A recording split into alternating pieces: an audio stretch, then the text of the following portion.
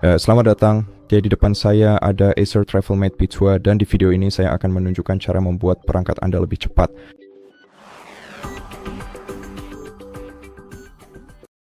Jadi langkah pertama yang ingin saya bagikan kepada Anda adalah mengubah mode daya. Untuk melakukannya, klik kanan ikon baterai di bilah status Anda, lalu masuk ke pengaturan daya dan tidur. Di sini perluas fitur mode daya dan kemudian ubah mode seimbang atau efisiensi daya terbaik menjadi performa terbaik.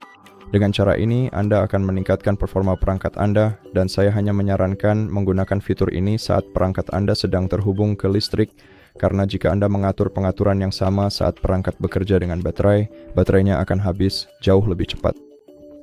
Kemudian tips berikutnya yang ingin saya bagikan kepada Anda adalah mengubah pengaturan startup.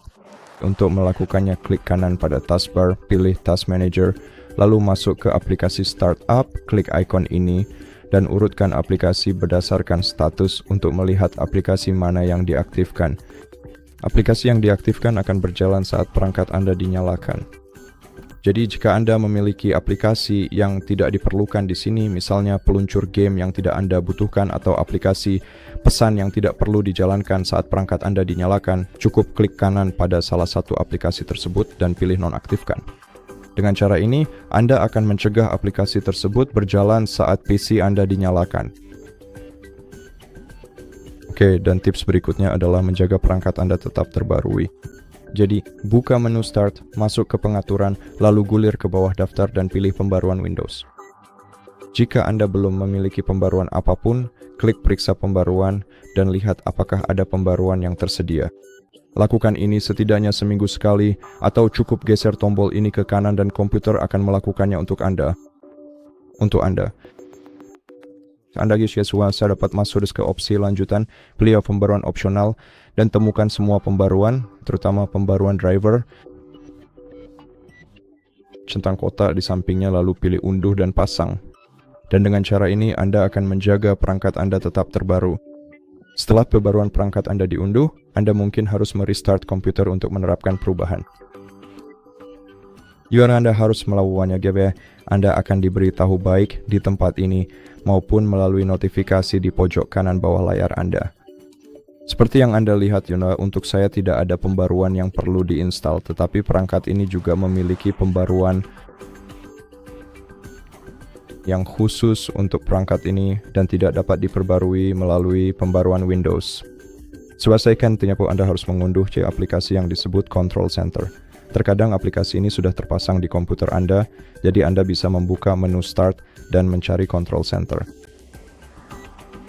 Dan jika Anda tidak menemukannya di sini, maka buka peramban web, pergi ke mesin pencari, lalu cari Acer Drivers, dan buka situs resmi acer.com.home.support yang bertuliskan Download Acer Support Drivers and Manuals. Sekarang izinkan saya membuka ini.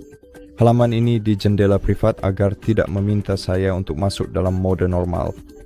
Di kolom ini Anda harus memasukkan nomor seri atau SNID perangkat Anda. Untuk menemukannya, Anda harus memeriksa bagian belakang perangkat Anda. Jadi, izinkan saya menutup tutupnya lalu membalik perangkat untuk menunjukkan kepada Anda di mana tepatnya Anda bisa menemukan nomor seri dan SNID. Jadi nomor seri terletak tepat di sini dan tepat di bawahnya Anda dapat menemukan SNID perangkat Anda. Oke, sekarang mari kita kembali ke browser dan seperti yang saya katakan sebelumnya, Anda harus memasukkan nomor seri atau SNID perangkat Anda ke kolom ini.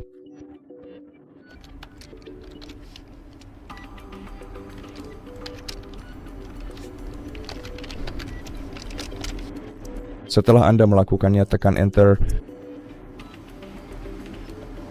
Dan situs web akan menemukan semua driver yang bisa Anda unduh ke komputer Anda. Jadi jika Anda menyukai salah satunya, Anda bisa langsung klik unduh di samping driver yang Anda butuhkan. Oke, mari kita pilih yang ukurannya lebih kecil. Misalnya yang ini.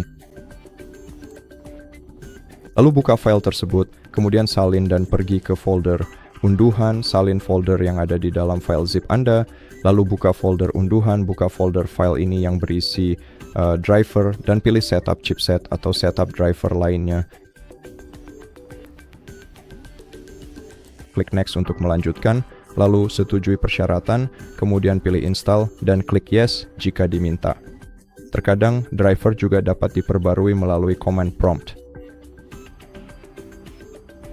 Namun, karena ini adalah driver Intel, maka di-download dengan menggunakan file eksekusi khusus.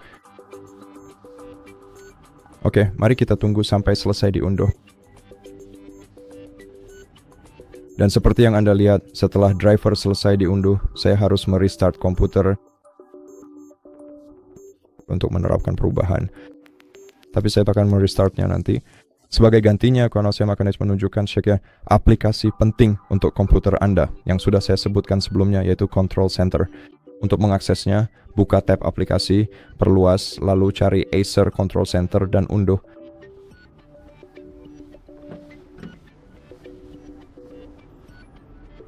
Buka file ini, lalu seperti sebelumnya salin folder di dalamnya, tempelkan ke folder unduhan. Buka dan klik setup, lalu klik ya. Pada file experience code, Anda bisa menutup browser atau mencari driver yang Anda butuhkan untuk perangkat Anda. Baca dan setujui perjanjian pengguna untuk melanjutkan.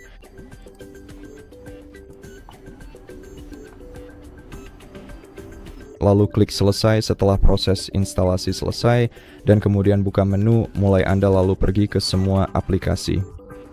Dan cari Control Center. Terkadang butuh waktu agar aplikasi ini muncul di sini. Tapi setelah Anda melihatnya, buka aplikasi tersebut, lalu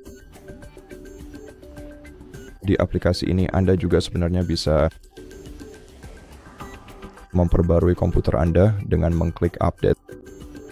Dan jika ada pembaruan yang perlu diinstal,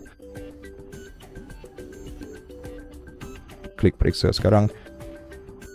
Jika ada pembaruan yang perlu diinstal, aplikasi ini akan menemukannya dan dengan mengklik update all, aplikasi ini akan secara otomatis mengunduh dan menginstal semua pembaruan yang diperlukan. Selain itu, Anda juga dapat melakukan pemeriksaan perangkat keras dengan membuka tab Checkup dan mengklik Checkup di samping elemen perangkat keras yang ingin Anda periksa.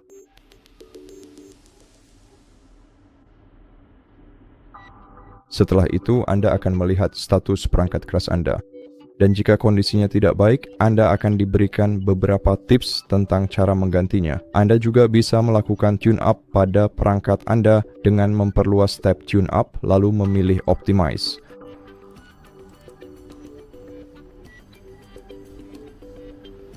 Ini juga akan melakukan tune-up pada proses startup Anda.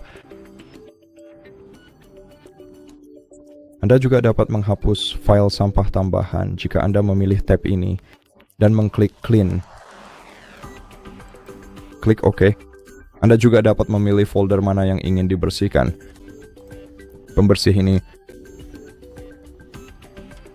lakukan proses defragmentasi ini jika Anda benar-benar membutuhkannya dan hanya jika diperlukan. Namun jika Anda memiliki SSD di komputer Anda, proses ini tidak akan berfungsi atau tidak memberikan manfaat apapun. Dan seperti yang Anda lihat di bagian checkup, saya hanya perlu mengetuk beberapa kali. Jadi saya tidak perlu repot mengubah apapun. Pada dasarnya baik itu ya. Jadi terima kasih sudah menonton.